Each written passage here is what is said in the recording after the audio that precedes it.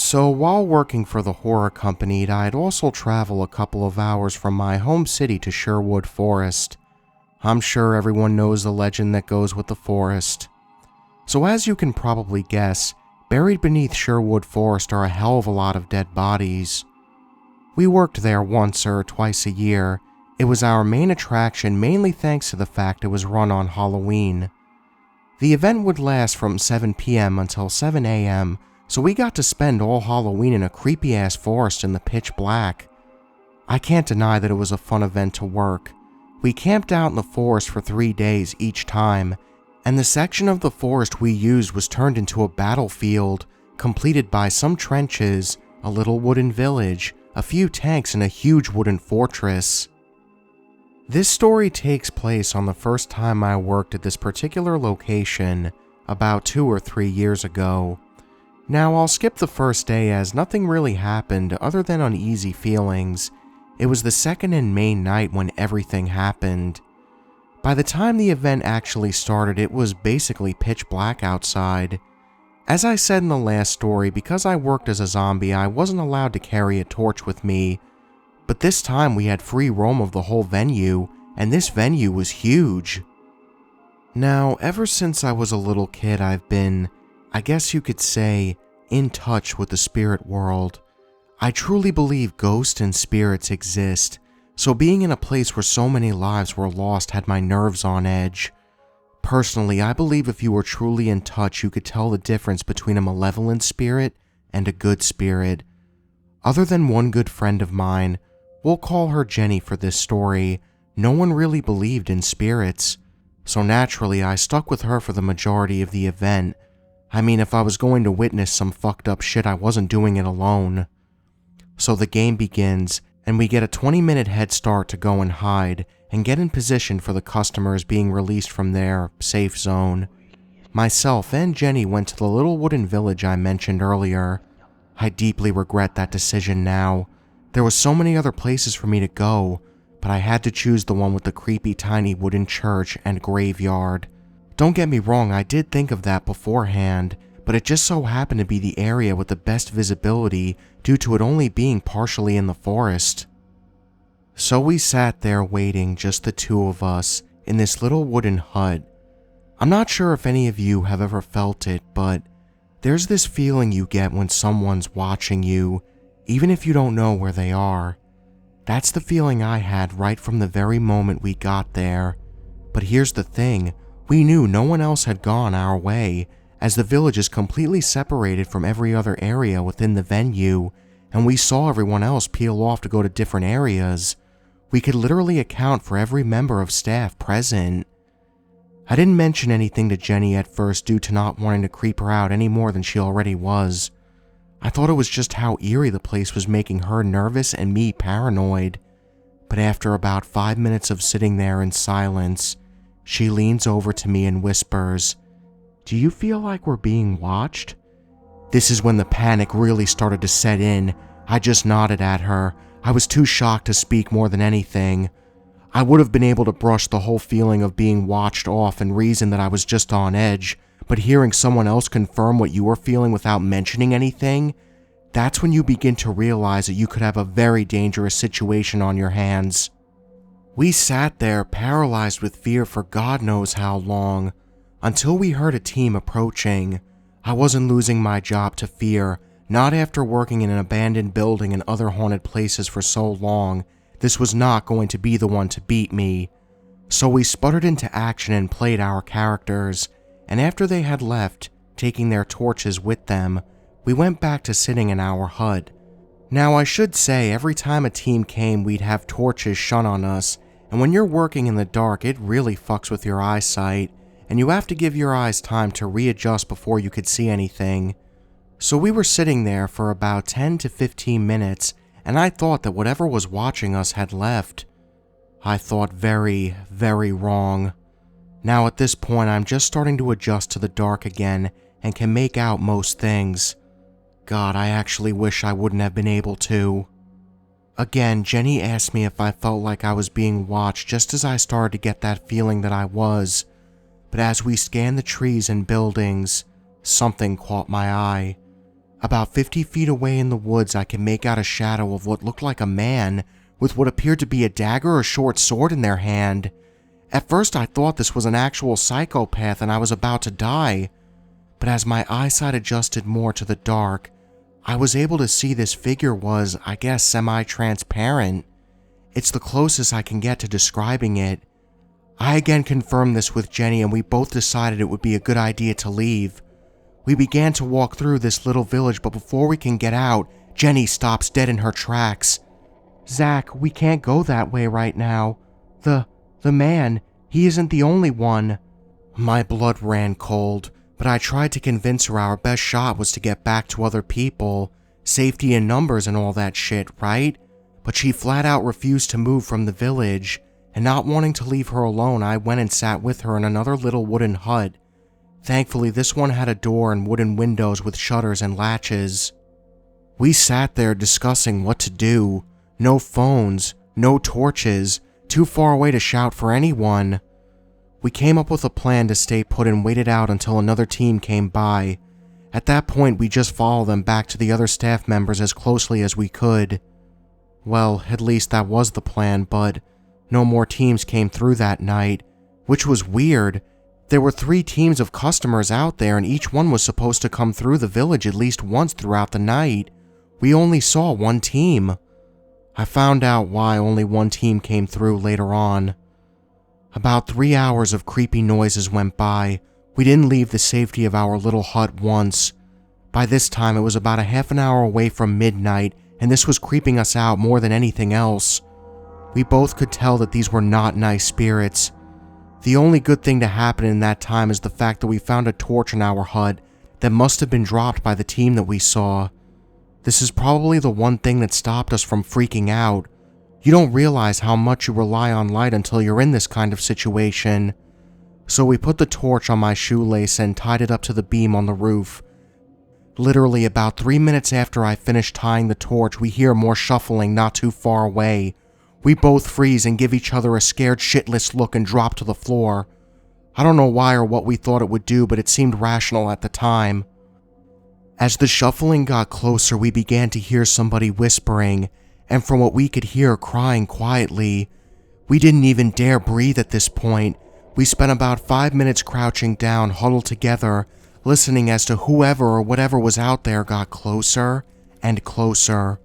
All of a sudden, we heard a voice go, "Is that light or am I going insane?" We recognized the voice, and I think a moment of utter relief swept over us both. It was our friend Beth. We peeked out of the shutters just to make sure, and thank God it was her. We pulled her in and quickly shut and relocked the door. Beth looked like a mess. Hair everywhere, rips in her leggings and jacket. We calmed her and sat her down, and explained what happened with us and what we had saw. As we explained about the man with the knife, we saw all the color drain from Beth's face. Up until this point, she hadn't said anything. She was too busy crying. But as I finished explaining, she looks up at me and whispers in a croaky voice mixed with the occasional sob, "There's not just one, there's a lot of them out there. The game had been called off because customers were mentioning it and getting spooked. We came to look for you two, but we all got separated. We could hear people coming towards us from almost every direction, so we all just ran. I ended up alone. I don't know where anyone else is or if they're okay." With this, she breaks down again, and me and Jenny crouch down to comfort her, while simultaneously sharing a horrified look. So here we are. It's the witching hour. There's 3 of us stuck in a little flimsy wooden hut, not knowing whether our friends have been murdered by psychos or not. At this point, I truly believe that we were dealing with real crazy people in the woods, not spirits, so we were all super creeped out. It gets to about 12:30 a.m. and we still haven't moved. It felt like the hut was our safe zone, our little fortress against whatever evils were outside. Now I should mention that after what Beth had told us, we switched the torch off just in case it was a bunch of crazies. We didn't want them to know where we were. But any thought we had about them being real crazy people was soon wiped from our mind. As we all sat in the corner, the torch, which was still tied to the roof at this point, suddenly fell to the ground. Now, I was a sea cadet for 5 years and tying knots was and still is a special little talent of mine. so I knew instantly that the knot hadn't come undone by itself. I looked up and saw the shadowy figure of another man swinging his leg off the beam that the torch was attached to, but, oh god, it's giving me chills trying to write about it. This time it wasn't like how I saw the shadow at a distance. You could see his face, his eyes completely white and a big kind of maniac grin on his face, and still, even at this close of a distance, he was still somewhat transparent. I guess I should thank whoever built the hut for being so flimsy as I ran straight through the door, not bothering to try and open it. I just leaned forward and ran full shoulder first at it, and just carried on running after that, hoping above all else that I would find other people. I could hear Jenny and Beth just behind me, both running to keep up and to keep up ahead of whatever was following us. In the state we were in, nothing seemed recognizable, so we just kept running and running until we found the fortress. God knows how long we'd been out there. The fortress was on the complete opposite side of the venue to the village, so Lord only knows how we got there. We slowly creeped our way inside, and thankfully almost every other staff member was in there, and the ones who weren't had to choose to go home due to the strange men in the woods. I'd love to tell you how the story continued from there, but that's the extent of my experience. The boss never talked about the police investigation launched after that night, but as far as I know, no evidence was ever found and there were no leads. So I guess I'll never know if they were real creeps or if I was just imagining them being transparent, or, and in my opinion the more sensible option, is that they were spirits. Very malevolent and evil spirits, but spirits nonetheless. I couldn't tell you if these spirits played a part with the folklore and battles that took place in the forest, or whether these people met some kind of grisly end there. Surprisingly, I actually returned to this venue for the same event the next year, and again, I witnessed some pretty horrible and terrifying stuff, but that's another story for another day. 2 years ago, I went on a hunting trip by myself. It was the first time I've gone since my father died in 2011. I grew up hunting and fishing with my dad. In 2014, I was 19 years old when I decided to go up north to a spot me and my father had never hunted before.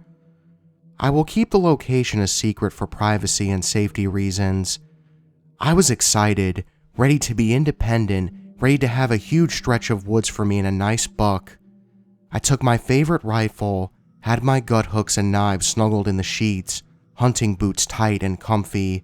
I reached my location and began walking for about 20 minutes. I arrived at 4 a.m. I hid in some bushes and waited patiently.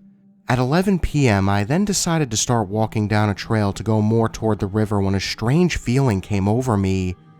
It was a feeling of calmness. I felt so safe, so relaxed, as if I were in a dream state. I just kind of walked along. My body felt fuzzy and soft as if I were intoxicated. Suddenly, the next thing I know, lights are in my face from all directions. I then heard muffled voices like they were underwater. "We found her," is all I could make out as the lights surrounded me. A man quickly ran in my face and started shaking me. I felt threatened and reached for my rifle when I realized it was gone. Then suddenly pain shot through my body. My ears popped and everything was so loud. The fuzzy feeling faded and I felt pain all over my body, like the ache you get after a new workout. My feet were burning. My whole body felt cold. My boots and jacket were gone. I started pushing him away and screaming. I was disoriented and scared. More people had come to me telling me I was safe and they were here to help me. A lady put a flashlight in my eyes and I blinked, surprised by the burn. She wrapped me in a blanket and led me out of the woods. An ambulance arrived and I was sped off to the hospital. After reaching the hospital, I was hooked up with IVs and shortly passed out. When I awoke, my mother was there. She kissed me and told me she loved me. A nurse came in the room and saw I was awake and left quickly. I asked my mother what happened and why I was here. She then told me I never called her the first night to check in. She called the cops. Apparently, I had been missing for 3 days. I had no memory of what occurred in those 3 days. My mother told me they did a rape kit on me, and I was furious as I gave them no permission. She said it was necessary because they needed evidence. I angrily asked her if anything came back. She said no. My hymen was intact. No swelling, bruising, tearing, nothing. No fluids. The doctors inspected my body and there were no bruises or contusions on my wrist or ankles to indicate being locked up or held. 7 months after, I had horrible nightmares of being chased by a monster in the woods. It was always the same. I would be running for my life with someone chasing me. Being someone who never really had nightmares, to have such lucid, realistic dreams was horrifying. The most reoccurring dream was a little girl who would call me to her. I would go and she would walk away. I would follow, then I would turn the corner and a group of children would be waiting. Only they weren't children. They were gray and bald. They had huge jagged teeth and they were hunchback and had mangled, twisted fingers. They had another image over them, like if you were to wear a slightly translucent mask of a picture over another picture. They would grin and then they would jump on me and hold me down and eat me alive. I would watch them claw and dig into my skin. I would watch as they took out my intestines. I would feel the pain as they ate me alive. Blood would fill my throat as they tore away at me. And when I would wake up from these nightmares, I swear I could taste blood in my mouth. I soon developed a fear of bells or chimes, wind chimes, doorbells, and the sound when the train is approaching. When I hear the sounds, I am filled with fear and anxiety. I have also developed a fear of children. When I see children, I am fearful and disgusted. Children's laughter makes a shiver run down my spine. I've also developed strange sleeping patterns and positions, such as sleeping in my closet and on the floor, and when I'm stressed out, I rock back and forth. I started to hum a tune randomly. I can't place it, but I will add audio if that's permitted by Reddit. I've gone to a therapist, racking into my savings. A year and a half ago, I was officially diagnosed with dissociative amnesia. I never had a blackout before or after the trip. I have theories to these dreams. The monster is no more than a person chasing me, trying to hurt me, and was manifested into the monster. The children are no more than people I thought were good people, but attempt to rape or kill me. My jacket, rifle, shoes, and my hunting knife were never found. My disappearance never made the news. It was like no one cared or noticed, or even worse, it was being hidden. Whatever happened to me in those woods was so traumatic I blocked it out. So to whomever I met in those woods, I hope we never meet again.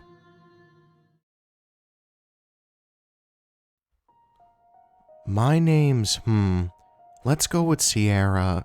I'm from a very small town from the northern region of Minnesota, between Fargo and Bernard. I've never been into telling stories or really bothering with them, but last night, or by the time this is read, a few days ago, I had the scariest encounter of my life, and I don't know who else to tell. No one believes me. No one really even seems to care. So I don't see why I shouldn't send this here and see if others can rationalize this for me, or have it read and give everyone else a little fear strike. I don't know. I just want someone, anyone, to believe me. I was doing my normal chores of caring for my many rabbits. I have a large rabbit tree and many rabbits to care for. As autumn has approached, it gets dark out fast, so I was hurrying as much as I could, hoping to be able to finish before it was dark out. Now, how I have the rabbit tree set up is in 2 spots. Straight across from my house, there's a large shed with a wired enclosure in the back, which the bunnies can go outside into the cage and inside into the shed. Then there are 4 hutches on the left side and 2 on the right. At the time, I had 4 rabbits on the left and 4 on the right, 4 outside the enclosure and 3 in the red hutches placed to the right of the rabbit shed. I fed the rabbits for the night, locked up, closed the doors, and went inside. Around 3 a.m., I woke up to a lot of noise, and my 2 border collies barking like crazy. Having had attacks on the rabbits before, I was afraid a coon or a dog was trying to break in, so I went to the front door on the side of the house and flipped on the light before running to the front of the house and staring outside the sliding glass door. I was looking to see what it was. If it was maybe a dog, I'd just shout at it. If it was a coon, I'd shoot it. But I couldn't see anything. Nothing but blackness past the hutches and shedded into the forest that surrounds my home. My house is situated in a clearing, but the two red hutches are a few yards from the woods, and the shed is only a few feet. I could see the edge of both the red hutches and the right side of the shed. I don't know, something felt so wrong. I've never felt scared at my home before. I've never had anything other than the occasional coyote howling or coon scratching around to set off the dogs, but today they were just barking. I don't know if it was just because I was tired, but I didn't notice it at the time. My dogs were barking differently. It was one of their high-pitched howls, like when my pups got hit by a porcupine. Shit, there's a fucking porcupine outside, I figured. But at the same time, that didn't seem right. The dogs are in a wired panel kennel. No way in and no way out. Besides, there's a door and there's no way a porcupine opened it. So at this point, it was really concerning to me what was happening, but I swear to fucking God, I saw something then. Now, it wasn't one of those, I wonder what's up and then some freaky creature comes out and scares you, like in the movies. It was more like I barely saw a shape moving. I wasn't alerted by some gut feeling, nor was my brain yelling at me to run. I just saw something. I don't know why at this point I didn't move, why I didn't go outside, but I'm so thankful something inside of me just kept me inside. I watched as something moved from left to right quickly, like when a rabbit runs in front of your car and hurriedly scurries back and forth. It was really odd, and it just kept doing it. I don't know how long I watched it, 5, 10, 15 minutes, I'm not sure. I just remember it moving back and forth before it slumped down. I watched as this black shape moved its way towards the hutches and sat there. My dogs weren't barking anymore, and I swear to God I couldn't breathe. Everything inside of me was so terrified, as this was no coyote. It had moved in the trees and had been at least 5 feet tall and too slim for any coyote. Now keep in mind I'm a few yards away and it was still dark, and the light only barely reached the end of the hutches dimly. It was this man-like thing beginning to sway or rock. I'm not really sure, it just moved back and forth quickly while it sat on its heels. It was slim and pale. It wasn't white but more of a tinted yellow pale color, like old paper when it gets water damaged. Not a great example, but it's what I pictured. I was so terrified by now. Not for me, but for the rabbits that sat mere a few feet from this thing. Its arms were long and bony like it hadn't eaten in days, and its arms looked too long for its body. But maybe it was just how I was looking at it. It looked really human-like, but how a human would look like if it was stretched awkwardly and starved. I watched it unlock the door and lean forward. It only took a second, but I watched it lean in and lean out before it ran its arm up the wire to the right and then closed the door. It did the same thing to the next hutch. As it moved in front of it, it swayed, opened, leaned, rubbed. Then it crawled away before I saw the shape reappear again where it had been the first time. Tall and lean. Why didn't that thing walk out of the trees? Why did it crouch and crawl when in the light, but seemed to have no problem standing in the shadows? I stared for a while before I lost it. Not in a way of it running off or crouching into the bushes again. No, this thing just vanished. I didn't go outside that night. I didn't know what that thing was or what to do about it. It didn't seem to hurt anything, and it didn't come near the house. I don't remember much after that except falling asleep, but when I woke up I realized I was very wrong about last night. That thing left no marks on anything, not a single mark. No indents in the ground or prints. I couldn't see anything in the trees. I just saw what it had done. When it leaned in those times, it wasn't just looking, it was eating. It ripped off both the rabbits' heads and pulled out the spine. 2 beheaded and 1 just gone. I could see its fur and nails, but nothing else. No blood trail or blood anywhere for that matter. Except the rabbits. The rabbits, they were soaked in blood. I quickly ran to the shed and realized both doors were unlocked. Now, ever since I lost a few rabbits to a dog of mine, I never left the door unlocked, and I have both a clip lock and a bottom shuttle lock, both undone, both open. That thing had gone around the tree and opened the doors. It killed 3 of the rabbits and laid them in a pool of blood, as well as it opened every single door in the hutch. No fucking coon could do that. It only killed them. Nothing had been done otherwise. They were just killed. Same as before. No blood trail, no tracks, just an aftermath. The others in the hutches were fine. All but one was untouched, but one had a mark as if something cut a circle from his skin. It was so strange, so wrong. I didn't know what to do. What if I had gone outside? Would this have been me? I've told so many what happened, but they all say it's a coon. It wasn't a coon. I know what I saw. I know that damn thing was not my imagination, but I don't know what it was. Just listen to me. I just want someone to believe me. I found more blood earlier and dark fur. I think it also took my cat. I don't know if it will come back, but if it does, I don't think I'm ready for it. I don't think I ever will be. So I just hope, creepy yellow killer, I hope you don't come back. A little update from my story. I've learned this thing likes to play games. I've learned a bit more about what it wants. I'm a really big animal lover, and it's toying with that sensitivity of mine. It's constantly laying dead animals in front of my sheds. At first it was just a bird, and now it's squirrels and mice. They're all completely bloodless. It just wants to play. It seems to have very simple rules, but believe me, you do not want to make it angry by breaking them. It will punish you if you do, which I learned last week. The game is rather strange. I'm not sure of what purpose nor of what the point is to the game. But the game and rules are as follows. He wants you to notice him, follow him, and speak with him. First, you must never tell anyone what you are doing, or you will be punished. Never speak to him till you have spotted him. Once you have spotted him, do not, I repeat, do not look away. You may blink, but be quick, and the more times you blink, the closer he will get to you. Once you have found him and are watching him, speak to him. I don't know why he wants this, but he does. Tell him things about yourself, only about yourself. Do not lie. If you do, you will be punished. Do not spend more than 30 minutes with him, but do not leave before you have spent 20.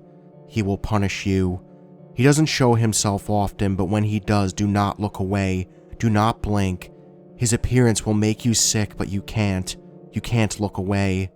If ever you are caught, return to bed without looking back to the window. Go straight to bed and sleep. If you look back at the window, his face will be inches from it. If ever you are caught, at all costs, do not let whoever see him. He is visible to all who are looking.